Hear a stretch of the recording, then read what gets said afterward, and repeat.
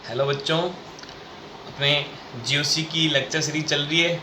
उसके अंदर अपन ने एसिडिक नेचर वाला पोर्शन कंप्लीट कर लिया और बेसिक नेचर अपन ने स्टार्ट कर दिया था। बेसिक नेचर का एक लेक्चर अपन ने ले लिया है और बेसिक नेचर को कौन से फैक्टर अफेक्ट्स करते हैं उसके बारे में अपन ने पिछले लेक्चर के अंदर बात की थी। सही है। आज अपन बात करेंगे बेसिक नेचर ऑफ अमीन की अमीन की बेसिक नेचर किस तरह से बताई जाती है। चलो बात करते हैं। अमीन की बेसिक नेचर से बात करूं उससे पहले हर बार मैं वीडियो के लास्ट में आपको लाइक शेयर और सब्सक्राइब के लिए बोलता हूं।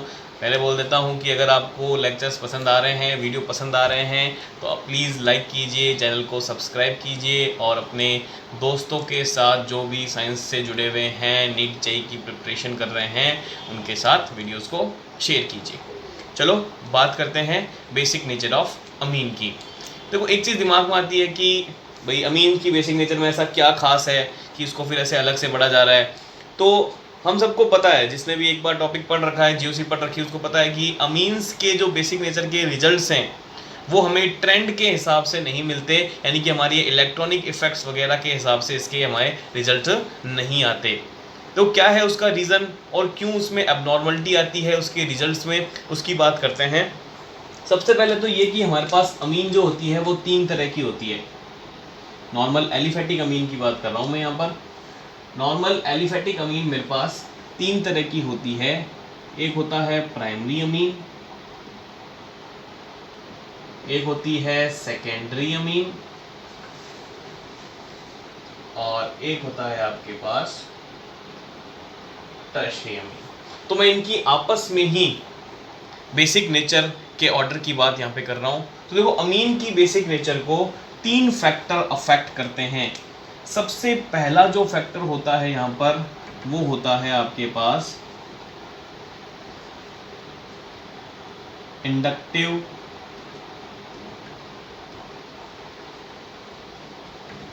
इफेक्ट। तो अगर मैं इनकी स्ट्रक्चर की बात करूं तो प्राइमरी अमीन को आप RNH2 से रिप्रेजेंट करते हो, यानी नाइट्रोजन एक कार्बन से जुड़ा हुआ है।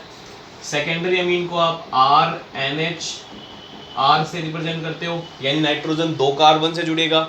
और टर्शियरी अमीन को आप RN, यानी नाइट्रोजन 3 कार्बन पे यहाँ पे अटैच्ड होता है। तो सबसे पहला फैक्टर जो इसकी बेसिक नेचर को डिसाइड करता है वो है इंडक्टिव इफेक्ट। और इंडक्टिव इफेक्ट के हिसाब से मुझे पता है कि एल्किल ग्रुप, ये R क्या है, एल्किल ग्रुप, और एल्किल ग्रुप का कौन सा इफेक्ट होगा, प्लस आई इफेक्ट होगा। तो यहाँ पर 1 प्लस आई है, यहाँ पे 2 प्लस आई है और यहाँ पर अपने पास 3 प्लस आई ग्रुप होंगे। और हमें पता है कि प्लस आई यानी प्लस वाले जो इफेक्ट्स होते हैं वो बेसिक नेचर इंक्रीज करते हैं। तो यहाँ पर जो आपको बेसिक नेचर का ऑर्डर मिलेगा वो 3 डिग्री, 2 डिग्री और 1 डिग्री मिलेगा। यानी इंडक्टिव इफेक्ट के हिसाब से जो बेसिक नेचर आनी चाहिए वो 3, 2 और 1 आनी चाहिए। सेकेंड फैक्टर जो इसकी बेसिक नेचर को इफेक्ट करता है वो है स्टेरिक हिंड्रेंस। स्टेरिक हिंड्रेंस, त्रिविम बाधा, यानी सेंट्रल एटम जो नाइट्रोजन है जो कि बेसिक नेचर शो कर रहा है उसके ऊपर क्राउडिंग कितनी ज़्यादा है उसके हिसाब से इसकी बेसिक नेचर कैसे इफेक्ट होगी। देखो, सीधी सी बात है, अमीन के अंदर नाइट्रोजन पे लॉन पेयर होता है और इसी लॉन पेयर को डोनेट करके वो बेसिक नेचर शो करता है। तो जितनी ज़्यादा क्राउडिंग सेंट्रल एटम या सेंट्रल नाइट्रोजन के ऊपर होगी उसका लॉन पेयर डोनेट करना उतना ही मुश्किल होता जाएगा। और जितना मुश्किल लॉन पे डोनेट करना होगा उतनी ही उसकी बेसिक नेचर क्या हो जाएगी, कम नहीं हो जाएगी क्या। तो सीधी सी बात है, यहाँ पर 3 एल्किल ग्रुप ने नाइट्रोजन को कवर कर रखा है। अभी R नहीं है एक्चुअली, सिंपल सी अगर मैं एक R ग्रुप की बात करूँ, मैथिल है, तो वो मैथिल भी कार्बन हाइड्रोजन हाइड्रोजन जब खुलेगा तो पूरे नाइट्रोजन को क्या कर लेगा, कवर नहीं कर लेगा क्या। यानी कि यहाँ पर क्राउडिंग सबसे ज़्यादा है, उसके बाद 2 डिग्री और उसके बाद 1 डिग्री। इसका मतलब 3 डिग्री वाला आसानी से लॉन पे डोनेट नहीं कर पाएगा, और अगर 3 डिग्री वाला आसानी से लॉन पेयर डोनेट नहीं करेगा तो उसकी बेसिक नेचर क्या हो जाएगी, कम हो जाएगी। 1 डिग्री में चूंकि इतनी ज़्यादा स्टेरिक हिंड्रेंस नहीं है तो उसका लॉन पेयर आसानी से डोनेट हो जाएगा, और अगर लॉन पेयर आसानी से डोनेट हो रहा है इसका मतलब उसकी बेसिक नेचर भी क्या आएगी, ज़्यादा आएगी। तो यहाँ पर जो आपको बेसिक नेचर का ऑर्डर मिलेगा वो मिलेगा 1 डिग्री, 2 डिग्री और 3 डिग्री। जस्ट अपोजिट आंसर आ गए। पहले वाले से, सही है। तो इंडक्टिव इफेक्ट कह रहा है 3 to 1, स्टेरिक हिंड्रेंस कह रहा है 1 to 3। और देखो तीसरा फैक्टर जो यहां पर इसकी बेसिक नेचर को डिसाइड करता है वो है इसका हाइड्रेशन एनर्जी।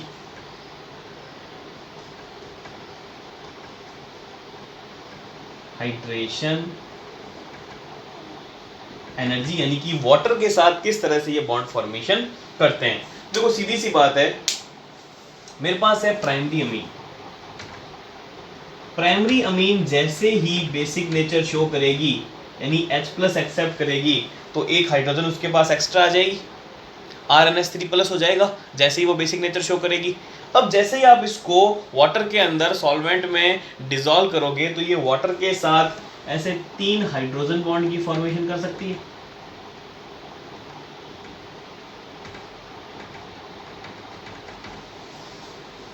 बात करूं अगर मैं सेकेंडरी की तो उसके पास है RnHR, और जब वो बेसिक नेचर शो करेगा तो इस तरह से RnH2+ बनाएगा और वाटर के साथ 2 हाइड्रोजन बॉन्ड इस तरह से बना सकता है। और अगर मैं बात करूं टर्शरी की तो यहां मुझे मिलेगा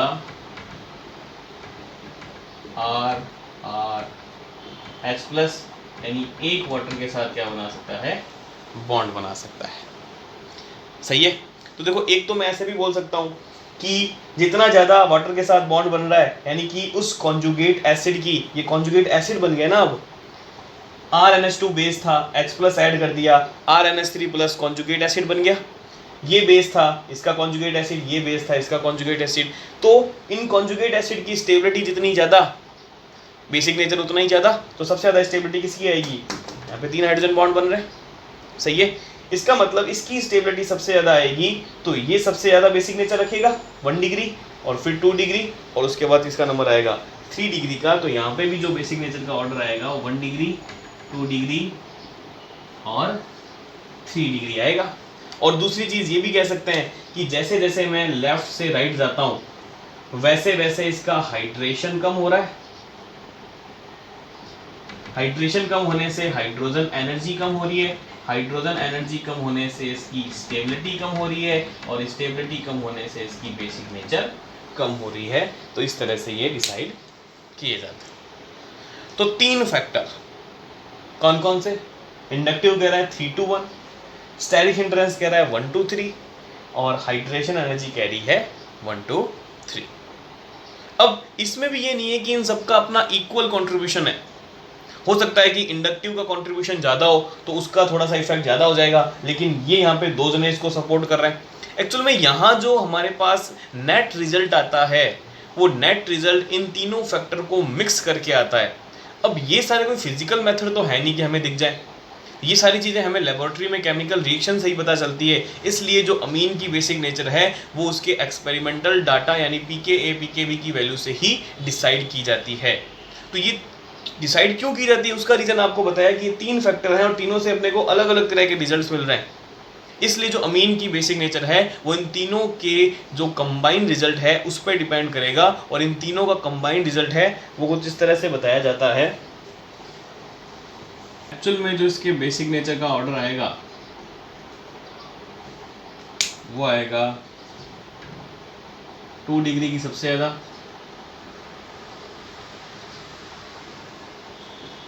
फिर 1 डिग्री, फिर 3 डिग्री, और उसके लास्ट में अमोनिया।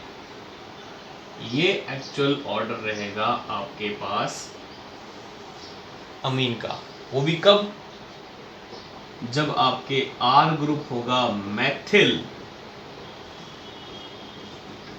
देखो सीधी सी बात है, स्टेरिक हिंड्रेंस पे डिपेंड कर रहा है, तो मैथिल के लिए ऑर्डर रहेगा। आपने अगर R ग्रुप एथिल ले लिया, ब्यूटिल ले लिया, प्रोपिल ले लिया तो आंसर चेंज हो जाएंगे। इस बात को भी दिमाग में रखना है, अभी बताता हूँ उसका भी। तो सबसे सिंपल सबसे छोटा मैथिल लिया तो अपने को आंसर क्या मिला, 2 डिग्री, 1 डिग्री, 3 डिग्री, और अमोनिया यानी NH3। वो भी कब, इसकी एक्वस स्टेट के अंदर, सही है। अब यहां पे एक क्वेश्चन पूछ लेता है वो कि बताओ गैस स्टेट के अंदर, अमीन हमें पता है गैसियस नेचर की भी होती है, तो वो अगर अमीन की गैस स्टेट में बेसिक नेचर की बात करें तो देखो हमारे पास रिजल्ट क्या आएंगे। देखो गैस स्टेट के अंदर एक तो हाइड्रेशन नहीं होगा, यानी नीचे वाला फैक्टर काम नहीं करेगा, और गैस स्टेट के अंदर किसी तरह का स्टैटिक हिंड्रेंस भी नहीं लगेगा, क्योंकि गैसेस मॉलिक्यूल के अंदर किसी तरह का हिंड्रेंस नहीं होता। तो तीन में से दो फैक्टर तो चले गए, हाइड्रेशन चला गया, स्टैटिक हिंड्रेंस चला गया, बचा क्या, सिर्फ और सिर्फ इंडक्टिव इफेक्ट बचा। तो आंसर जो आएगा वो इंडक्टिव इफेक्ट के हिसाब से आएगा, और गैस स्टेट के अंदर इसका आंसर आएगा 3 डिग्री, 2 डिग्री, 1 डिग्री, और उसके बाद अमोनिया।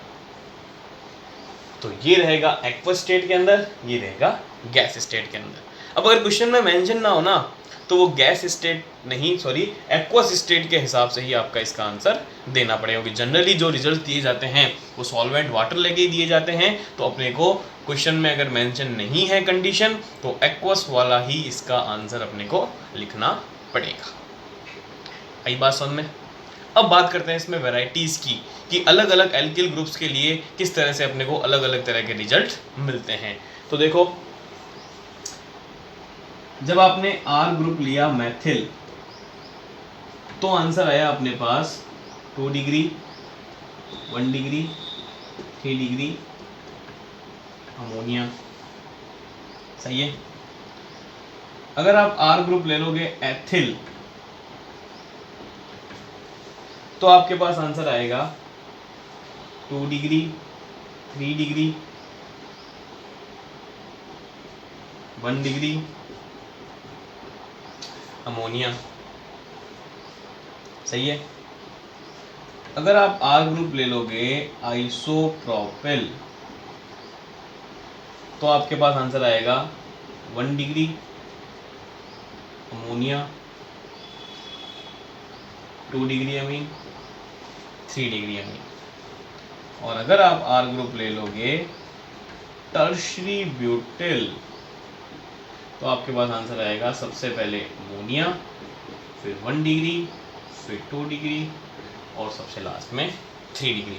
तो जैसे जैसे क्राउडिंग बढ़ा रहा हूँ, उसी तरह से अपने को रिजल्ट भी सब अलग ही तरह के रिजल्ट सामने आ रहे हैं, क्योंकि ये सारे प्रैक्टिकल आंकड़ों पे कितना स्टैटिक हिंड्रेंस बढ़ा, कितना इंडक्टिव इफेक्ट कम हुआ, कितना हाइड्रेशन हो रहा है, तो इन सब चीज़ों पे ऊपर इसकी बेसिक नेचर डिपेंड करती है। इसलिए आपके पास जो रिजल्ट्स आते हैं वो सारे डिफरेंट तरह के आते हैं, सब इनकी प्रैक्टिकली वैल्यूज़ के ऊपर बेस्ड होता है। अपने को ये सारा ध्यान में ही रखना पड़ता है।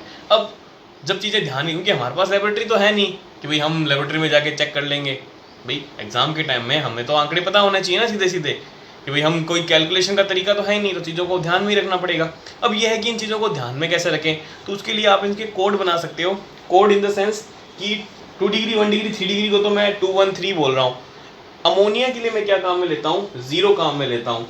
जो यहाँ पे आपको मिल रहा है 2130, यहाँ मिल रहा है आपको 2310, यहाँ मिल रहा है आपको 1023, और यहाँ जो आपको मिल रहा है वो मिल रहा है 0123, 2130, 2310, 1023, 0123। तो इस तरह से आप कोड बना के इसकी बेसिक नेचर को याद रख सकते हो। अब इसके अंदर एक और वो थोड़ा कॉम्प्लेक्सिटी ऐड कर देता है। क्या कॉम्प्लेक्सिटी ऐड करता है कि वो मिक्स कर देता है, क्वेश्चन में वो मिक्स कर देता है, वो मैथिल और एथिल की साथ में पूछता है। वो क्या करता है, मैथिल और एथिल वाले पार्ट को मिक्स कर देगा, बोलेगा अब इनकी साथ में बताओ। तो देखो साथ में बनेगा तो भी स्टैटिक हिंड्रेंस वगैरह सारे इसके जो फैक्टर हैं वही अफेक्ट करेंगे। अब ये नहीं बता सकते कि इसका 2 डिग्री ज़्यादा आएगा क्या इसके 1 डिग्री से, इसका 3 डिग्री ज़्यादा आएगा क्या इसके 3 डिग्री से। तो यहाँ पे भी जो रिजल्ट होते हैं वो सारे ही प्रैक्टिकली बेस्ड होते हैं, वैल्यूज़ आपको ध्यान में ही रखनी पड़ती है। तो इसके लिए जो रिजल्ट आपके सामने आता है वो आता है 2 degree, 3 degree, 2 degree, 1 degree, 1 degree, 3 degree. और सबसे लास्ट में चली जाएगी अमोनिया। तो देखो एथिल वाले को मैं डैश से शो कर देता हूँ। तो सबसे पहले नंबर आता है 2 डिग्री एथिल का, फिर नंबर आता है 3 डिग्री एथिल का, फिर नंबर आता है 2 डिग्री मैथिल का, फिर नंबर आता है 1 डिग्री एथिल का, उसके बाद नंबर आता है 1 डिग्री मैथिल का, फिर नंबर आता है 3 डिग्री मैथिल का, और सबसे लास्ट में आती है आपके पास अमोनिया। सबसे लास्ट में क्या आ जाएगा? अमोनिया। तो ये रिजल्ट्स आपको यहाँ पर दिखाई देते हैं।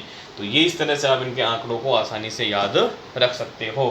दोबारा देख लो, मैथिल एथिल के एथिल वाले को डैश से शो कर रहा हूँ। सबसे पहले 2 डिग्री एथिल आएगा, फिर 3 डिग्री एथिल आएगा, 2 डिग्री मैथिल आएगा, 1 डिग्री एथिल आएगा, 1 डिग्री मैथिल आएगा, 3 डिग्री मैथिल आएगा, और उसके बाद सबसे लास्ट में क्या आएगा आपके पास?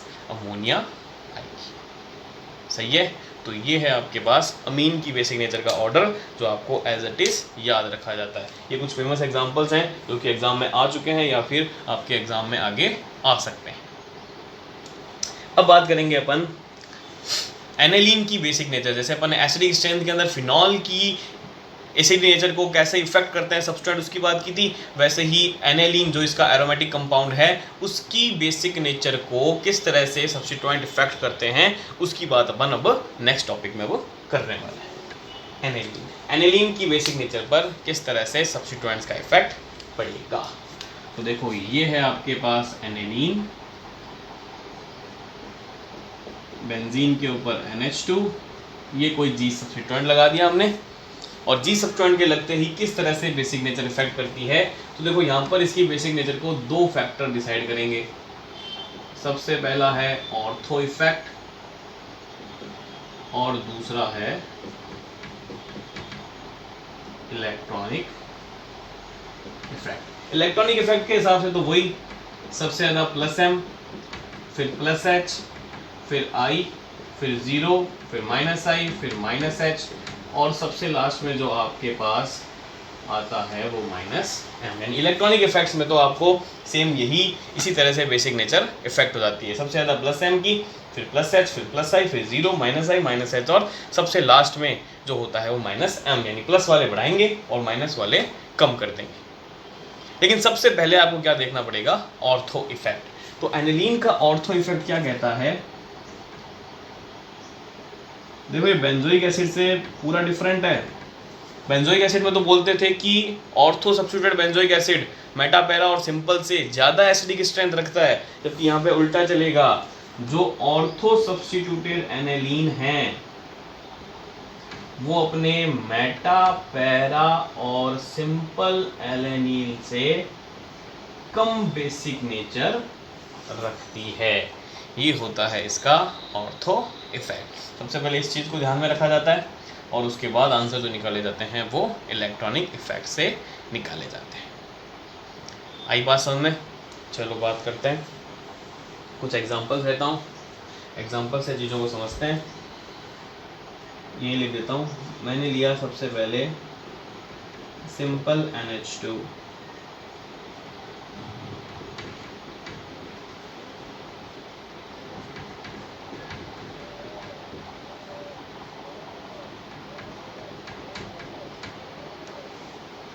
एक बार मैंने लगा दिया CH3 ऑर्थो मेटा पैरा। देखते हैं किस तरह से चेंज होगा। इसके ऊपर कोई ग्रुप नहीं लगा हुआ, इसका 0 इफेक्ट बोल देते हैं। CH3 ये तो ऑर्थो है, ये इसका ऑर्थो इफेक्ट, इसका +I, जबकि इसका इफेक्ट होगा +H। तो आंसर आएगा सबसे पहले +H यानी पैरा, फिर +I यानी मेटा, फिर सिंपल, और सबसे पीछे ऑर्थो। ऑर्थो वाला तो सबसे पीछे ही जाएगा। आंसर सबसे पहले ऑर्थो इफेक्ट। कुछ नहीं करना, ऑर्थो वाले को सबसे पीछे लगा दिया करो। पहले ही चेंज करता हूँ ग्रुप, CH3 की जगह NO2 लगा के देखता हूँ। यहाँ पे भी लगा दिया NO2, यहाँ पे भी लगाया NO2, यहाँ पे भी लगाया NO2। क्या होगा? ये तो अपना वही ऑर्थो इफेक्ट। यहाँ तो 0 है, कोई इफेक्ट नहीं है। इसका -I, इसका -M। माइनस वाले कम कर देंगे, इसका मतलब सबसे पहले आएगा सिंपल का नंबर। सिंपल के बाद आई और एम में से आई वाले का नंबर आएगा, फिर नंबर आएगा एम वाले का, और सबसे पीछे चला जाएगा ऑर्थो। सिंपल, मेटा, पैरा और ऑर्थो अपने को आंसर यहाँ पर मिल जाएगा। एक चीज़ और लगाता हूँ, मेथॉक्सी ग्रुप ऐड करता हूँ।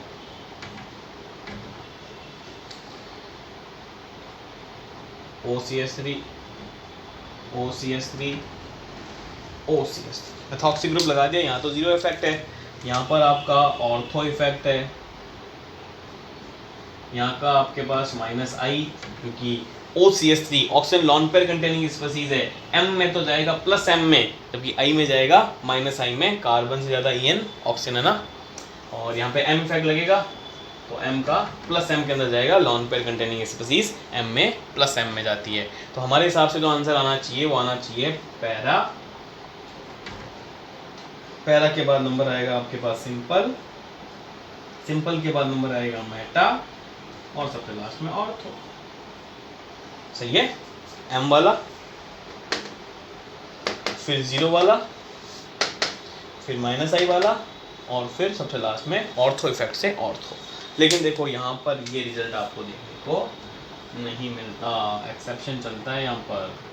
जैसे ही OCS3 आ जाता है, OCS3 आते ही यहाँ पे ऑर्थो इफेक्ट लगना बंद हो जाता है, यानी OCS3 के अंदर आपको ऑर्थो इफेक्ट नहीं देखना। ऑर्थो इफेक्ट नहीं देखना तो फिर सिंपल आपको नॉर्मल इलेक्ट्रॉनिक इफेक्ट से आंसर निकालने पड़ेंगे। तो इलेक्ट्रॉनिक इफेक्ट्स के हिसाब से बात करूँ तो OCS3 का भी प्लस M, सही है, तो इसका भी प्लस M, उसका भी प्लस M। अगर मैं I के ऑर्डर की बात करूँ, क्योंकि M के हिसाब से मैं डिस्टेंस पे डिपेंड करता नहीं है, तो ऑर्थो और पैरा में तो मैं पता नहीं कर पाऊंगा किसका ज़्यादा किसका कम। तो यहाँ से मुझे जो नेट रिजल्ट मिलेगा वो मिलेगा सिंपल और सबसे लास्ट में मेटा। अब सेकेंडरी इफेक्ट लगाता हूँ। सेकेंडरी इफेक्ट है मेरे पास यहाँ पे माइनस आई, इसका भी माइनस आई। क्योंकि माइनस वाले अनफेवरेबल होते हैं इसलिए वो दूर ही अच्छे, इसलिए नंबर आएगा सबसे पहले पैरा, फिर ऑर्थो, फिर सिंपल, और ये एक्चुअल रिजल्ट आपको यहाँ पर मिलता है। तो ध्यान रखना, जैसे ही OCS3 आ जाए तो वहाँ पे ऑर्थो इफेक्ट लगना बंद हो जाता है, आंसर नॉर्मल इलेक्ट्रॉनिक इफेक्ट से चलता है। इलेक्ट्रॉनिक इफेक्ट्स के हिसाब से ये जीरो, यहाँ पे प्लस M, यहाँ पे माइनस आई, यहाँ पे प्लस M, इसका मतलब ऑर्थो और पैरा वाले आगे आ जाएंगे, फिर सिंपल वाला आएगा, और सबसे लास्ट में मेटा। ऑर्थो और पैरा, चूँकि M इफेक्ट डिस्टेंस पे डिपेंड करता नहीं है इसलिए फ़र्क बता नहीं पाएंगे अपन। M इफेक्ट्स के हिसाब से कभी भी अपन बता ही नहीं पाते किसका ज़्यादा किसका कम, क्योंकि वो तो सब जगह एक जैसा ही लगता है। उसके बाद नंबर आएगा आपके पास सेकेंडरी इफेक्ट। OCS3 का सेकेंडरी इफेक्ट माइनस आई लगेगा, यहाँ पे भी माइनस आई लगेगा, क्योंकि माइनस अनफेवरेबल है इसलिए वो दूर होने चाहिए, इसलिए पैरा, फिर ऑर्थो, फिर सिंपल, और फिर मेटा। तो ये रिजल्ट आपको यहाँ पर देखने को मिलता है। आई बात समझ में? तो ये आपके अमीन्स, एरोमेटिक और एलिफेटिक अमीन किस तरह से इलेक्ट्रॉनिक इफेक्ट्स लगा के इनके और दूसरे अदर फैक्टर्स लगा के इनके बेसिक नेचर देखे जाते हैं, इसकी बात अपन ने की है। आई होप आपको टॉपिक समझ में आया। चैनल को सब्सक्राइब कीजिए, वीडियो को लाइक कीजिए और अपने दोस्तों के साथ इसको शेयर कीजिए।